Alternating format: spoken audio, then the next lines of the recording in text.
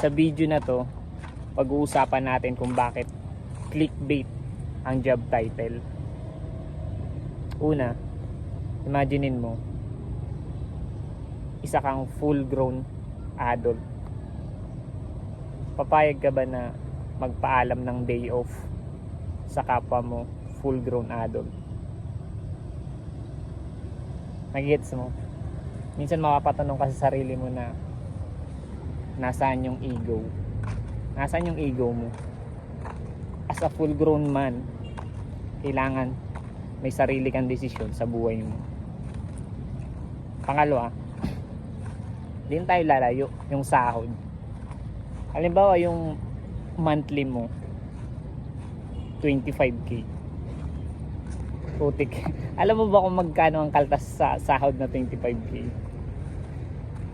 Nasa 7k yung kaltas. Basically, magti-take home ka lang ng 18k lang yung iti-take home mo na pera. Parang lang, front lang yung yung 25k per month. Pero ang iti-take home mo lang talaga dun is 18k. Kaya clickbait talaga siya. Pangatlo,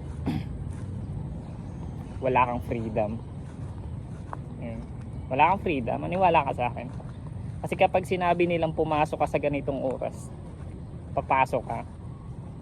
Halimbawa sinabi ang alas 8 yung pasok mo, alas 8 ka talaga papasok, hindi pwedeng hindi.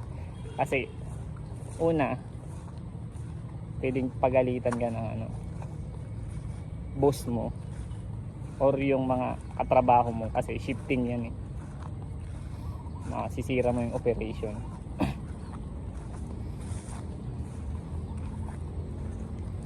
Pag sinabi nilang dalawa lang yung day off mo, wala kang freedom yun. Ang leave mo kailangan mo pang i-request. Kailangan mo pang i-request yan. Wala ka talagang freedom. Huwag mong habulin yung mga job title. Trabahuin mo muna yung sarili mo. Kasi yung school nakaprogram yan para sumunod ka.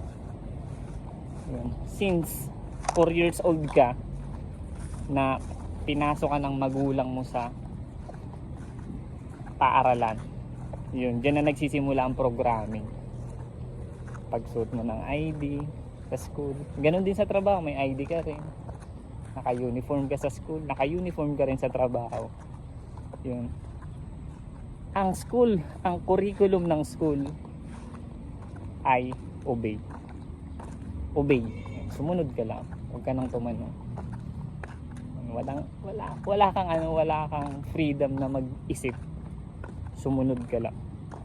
So hanggang dito lang yung vlog natin. Sana may natutunan niyo.